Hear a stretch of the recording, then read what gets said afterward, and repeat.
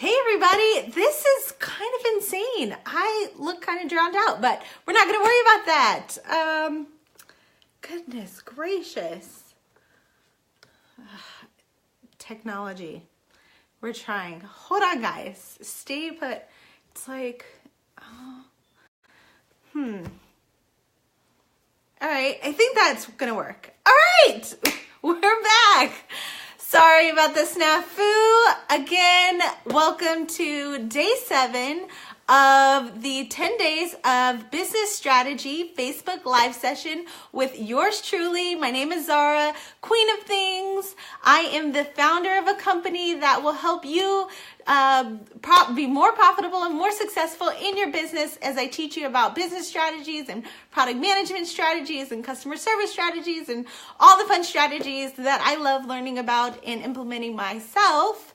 And so we're here on this 10-day journey. This is day 7. I'm really excited about today because I love talking about customer service. And today we're going to talk about 8 ways to create customer experiences to boost your sales. So really excited about the topic because one of my favorite brands is Disney. And to be honest, I'm a spendthrift. So if I'm going out shopping, I'm going to restaurants, customer service will take me over the edge. I will buy the store if you have really good customer service. And my family, when we go out to eat, we will tip like crazy if you are personable and you're a good person and you provide really, really good customer service. So customer service and good customer service and customer experiences could literally be the life of your business. You really could win. It's like win or lose, right? Bad customer service, people aren't coming back. There's no brand loyalty. Nobody wants to fool with you, right? So today we're talking about 8 ways to create good customer experiences that will boost your sales. So, number 1, attitude is everything. Oh my God. I cannot tell you how many times we either go into a restaurant or a store and we will literally leave because people have nasty attitudes. Like if you're sitting up at the counter and I walk up and I'm ready to be seated, we're at a restaurant and you're like, what you want? Hi, how can I help you? With a nasty attitude, that's just not okay. We are going to look at each other and be like, this is not the place that I want to be. Or if you're at a store, oh my gosh. So this is actually one of my 8 ways, but in Chicago, my husband and I, Tyrion, we went to the Louis Vuitton store. And listen, not everything in that place I can afford, but I can afford a bag. And not one person greeted us. No one said hello. It was so awkward. And I felt so I don't know, just really I shouldn't have been there when my money was just as green as everyone else in there. And I probably would have spent a lot, but no one catered to us. And it was just it felt so draining. And so we walked out of there and I walked out of there with a really bad taste in my mouth about that brand. To this day, I'm like, I can find a different luxurious brand. So I'm not team Louis Vuitton anymore. I'm team Chanel. That's where we're going to go.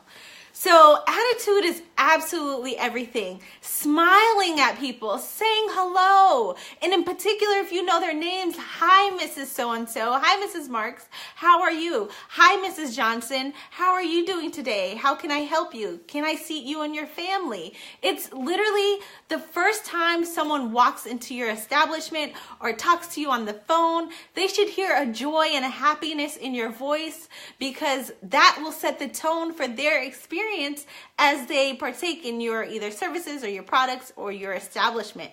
So attitude is absolutely everything. And lately I've been on this kick, right? And it's not really a kick. It's something I really want to incorporate. Is this 21 days of gratitude.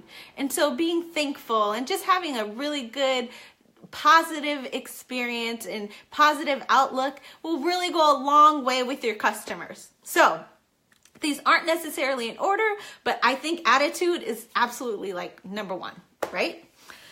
Number 2, again, not quite in order, but this is actually a really good number 2. communication. Oh my God. How many times have you lost customers or have you made someone angry because you just haven't communicated? Whether it's an email, a text message, a phone call, communication is absolutely everything.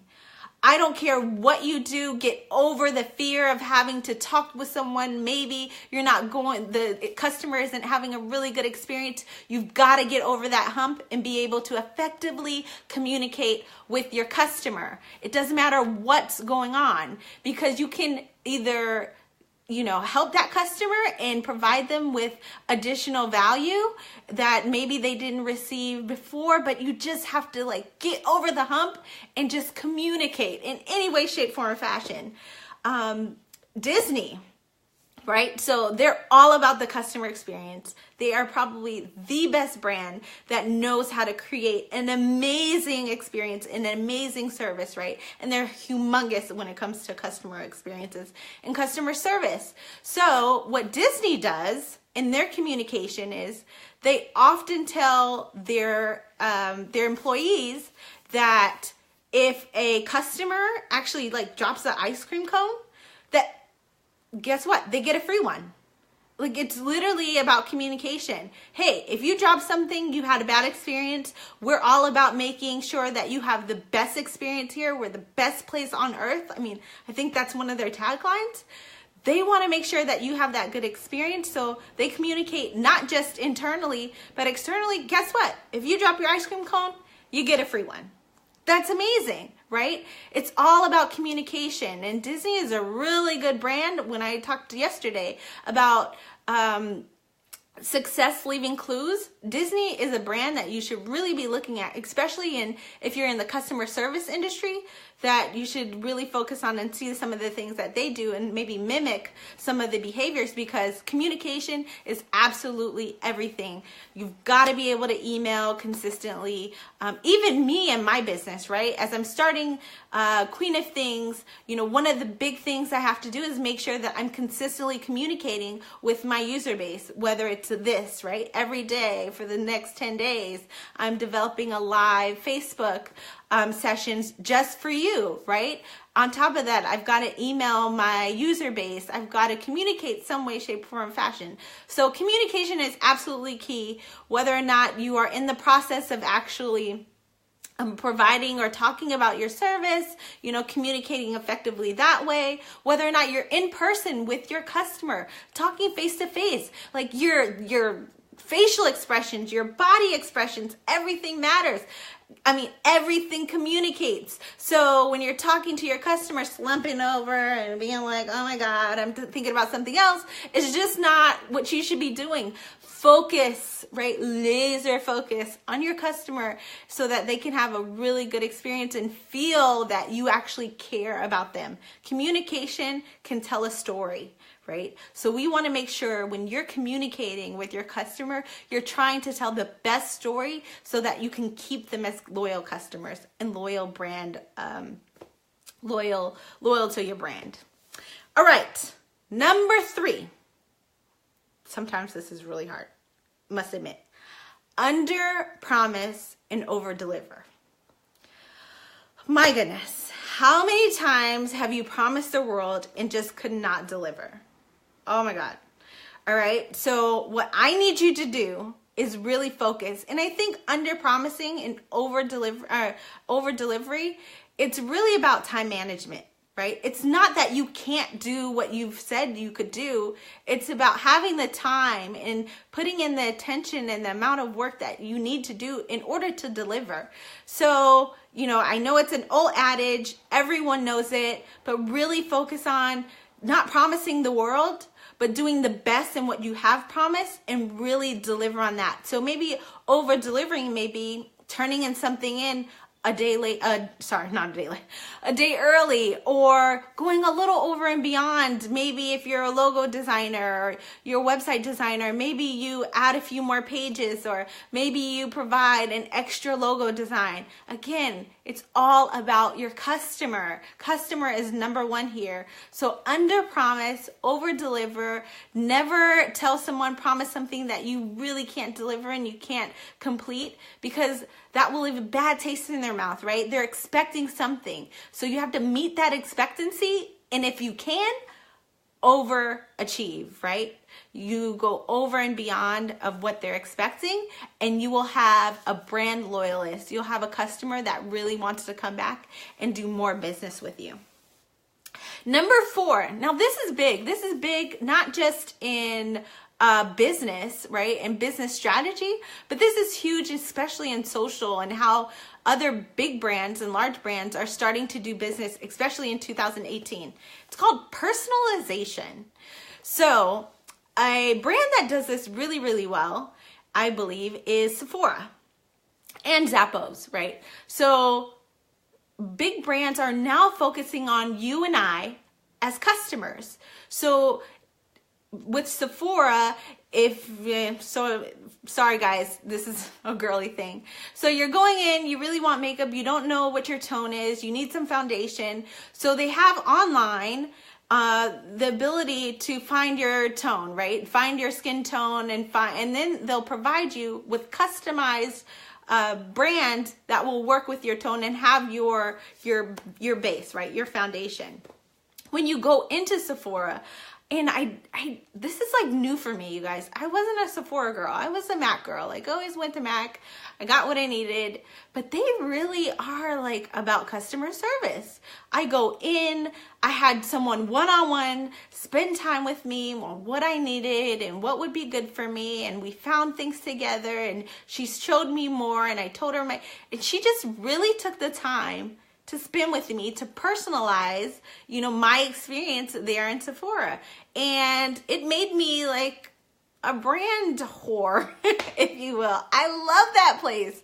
It's insane. In the last few months, I've really been focused in wanting to try other things and have really not liked my experience so much at the MAC counter because they're not as personable. So personalization is huge when it comes to your email marketing. Are you, when you're establishing your email marketing, are you personalizing those emails to your customer base? Are you utilizing their first name? If you're a restaurant and someone consistently comes into your restaurant, maybe every week or every month, are you remembering their name? Are you having your staff remember who is coming into your establishment and saying, hi, Mrs. Davis, nice to see you again. How's your son doing? I know he just went off to college. When you can start to do that, oh my God, you are winning. Talk about brand loyalty. When you can create that type of experience, studies say that 80% of people will be loyal to your particular brand. So definitely personalization is going to be humongous, especially in this next coming year. You'll see big brands really focus on personalizing their messaging and how they're delivering their products and services. So it's something that can definitely boost your sales if you really focus on personalizing what you're doing and your products and services to your customer base, even so much that you utilize their names. Number 5, perfecting and improving the process. So much of what I've talked about in particular last week has been testing it out and talking to your persona and interviewing your persona and incorporating those things back into your product or service and really improving on everything that you're trying to do. So when I say perfecting and improving the process, that's part of the feedback loop, right? That feedback loop, I showed you a picture of it. And if you go back to, I believe it was day 5, I believe it is, I will show you that process, or maybe it's day 4. Go through and you want to, build, you want to test it, or learn something, measure those things, and then learn, right? And it's a whole feedback loop. And part of that is incorporating your user into your process. So if you have a restaurant, understanding what your customer is experiencing from the time they get out of their car into your establishment, and the first person they see is your, let's say your manager, and they get a hello, they get a hi, Mrs. So-and-so, how are you doing? You're incorporating personalization, you're incorporating good attitude. It's all about that experience. And what if there's a breakdown in there where your customer gives you some feedback and saying, It's snowing here in Michigan, and I really hated the fact that your parking lot was really icy. That's something, again, receive the feedback. Thank you so much, Mrs. Davis. We'll make sure that this goes to our manager, and we'll take care of that as soon as possible. We really don't want you to have a bad experience and break your leg while you're outside. You're talking to your customers, you're communicating with them, you're showing them that you care about, their needs and their experience. And again, you're opening those communications, incorporating those 1 through 5 good attitudes. You're not going to overpromise. You're really going to look for ways to make their experience better. So perfecting the process. Again, back to my guys at Disney. Disney does this so well, right? They make it a point to, when they receive bad feedback from their customers, they want to immediately make sure that they find different ways to change that experience, incorporate it back into their business. So one of the things that they talked about, I was reading some article or something on Disney, is for people who are disabled, they found that it's really uncomfortable for them to talk about their disability and to have to expose that disability. So what they did was, before you receive a ticket or as you're purchasing tickets, they provide a mechanism for you to tell them that you have a particular disability, and they provide you with a certain ticket so that when you go on certain rides, that whoever is there or the employee of Disney already knows your needs before you even get there, right? Or as you're there, they know what you need so that they don't have to express it verbally to the employee, that the employee already knows and they can provide that need without having to ask. Amazing, right? You can only get that level of customer experience if you talk to your customers and you are laser focused on improving your process and perfecting that process. And they're really, really, really good at doing that. So again, Disney is another great brand that you could be looking at and how to improve those processes. And of course, that boosts sales, right? It's amazing. Number 6, you have to weed out negativity. Boy, oh boy, I don't know how many businesses, and you can read this all over the internet, there's stats about it, that, gossip and bad attitudes and people that just are really negative, and those, either staffers or even you, right? You, as you're building your business, it just eats at you. It eats away at your soul. It eats away at how you do things, how you manage your business, how you interact with your customers. You have got to get rid of negativity. You have got to weed it out. Whether it's a conversation with your employees, whether it's a standard, right? There's no way, shape, form, fashion Disney would ever allow negative spirit or attitude into their facilities, either as an employee or whatever it is. It's not happening. They want to make sure that the face of everything that they do is all about happiness and smiling and, hey, we're at Disney and we're having a good time, right? So you've got to weed out negativity. You have to weed out gossip. You have to weed out, all the things that doesn't either produce or make your brand better, right? We've got to make sure the experience that's in your business, even for your employees, right? It's not just your employees. You have to create a positive experience for your employees so that you're the best place on earth to work, right? You have to create a positive experience for your customers so they want to keep coming back and utilizing you as your product, as you're building your products or services. So weed out the negativity, get rid of it. If you've got to do, some meditation in the morning before you go in or before you talk to your customer, make sure you always have a good attitude. Number 7, appreciation. Boy, oh boy, this can go a long way. It's not just appreciation for your customers, but for your employees. There is nothing like saying thank you. Thank you for cleaning up the bathrooms. I know it wasn't your job, but thank you so much. I really appreciate everything that you're doing.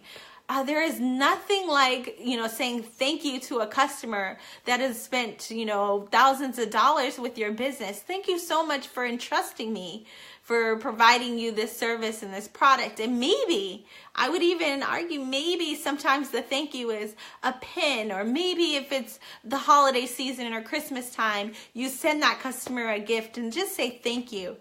I know last year, as you guys probably know if you read the blog, queenofthings.com, you'll know that I have been doing some work with a Financial Peace University. So Dave Ramsey has a product called Financial Peace University, and as a part of that product, you can be a coordinator.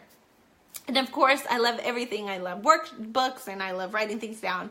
And I really wanted to be a coordinator, so I got the product, and it was really cool. I got in the mail. So again, a little background. I love Dave Ramsey. I love a lot of things that he does. He has another product called overdeliver.com. And as a part of Every Dollar, it's an app as well as a website. You can get the Plus version, which will allow you to budget monthly. And the Plus version allows you to integrate your bank information so that the banking transactions come into Every Dollar, and then you can put them in the right buckets, right? So it's about $10.99 a month, and it's a subscription. So you get it and you pay for it. So at the end of last year, it was really cool. I got something in the mail, and it was from Dave Ramsey and team, and it pretty much said, thank you for being a coordinator this year. We are giving you a gift, and they gave me a 1-year free subscription to overdollar.com, and that was really cool. I wasn't expecting it. I felt uber appreciated for, spending the time to be a coordinator. And it was a small gift, but it was really cool that he sent me, a 1-year subscription. And I'm pretty sure he did that for a lot of coordinators. But that was just, again, a really good way of showing your appreciation, or showing his appreciation to people like me who invested, their time and money into his business. So, success leaving clues. It's another way that you yourself, maybe during the season, or just if you pick some random customers to, shower them with appreciation and thanks. It doesn't have to be a physical gift. It can also be an email just to say thank you. So again, appreciation goes a long way and can really boost your sales. Last but not least is training. You have to train your people. Listen, Disney didn't become Disney because they didn't provide training to their employees. They are masterful when it comes to training, and they have a certain expectation, and you have to be able to set those expectations and to teach those expectations to your employees. And to be honest, a part of the training is also hiring well. So that could be just kind of number 8 in itself. You have to hire well and you have to train well. And one of the things that Disney does, I thought was so fascinating. In part of their process, they have this litmus test. Woo. And what they do is they ask the employee a question. In their question, they're looking for feedback in body and attitude. So one of the things they say is, if a customer comes up to you and says, what time does the 3 o'clock parade pass by here? How will you respond? And they're looking for the response of the employee. And there's some of us, not me, I don't do this. There's some of us that'd be like, 3 o'clock, fool. And that's insane, right? And sometimes customers, they're just that interesting that they'll ask you, and within that ask, they already have their answer, and sometimes they just need to hear it. So your attitude and how you respond to that customer is going to be absolutely everything. It's like no question is a dumb question when it's coming from a customer. You have to be attentive. You have to be able to be patient, right? The better answer is, it's coming here. If you wait right here, the parade will be here, but at 3 o'clock, you can enjoy yourself. Here's some beverages over here. I know, Tyrion, it's not you. You're terrible. Beverages right here. You can sit here and wait, for the parade. And, Mickey's going to be here to greet you, and Goofy. And, I mean, that's really, you kind of have to go over and beyond and meet them. And, again, creating that experience for them. It can't be with a bad attitude. Like, you just said 3 o'clock. It's going to be here at 3 o'clock. So if you just sit down, that's just not good. And I don't know why it came up with that voice. Like it was like a little country and a little something else. I don't know.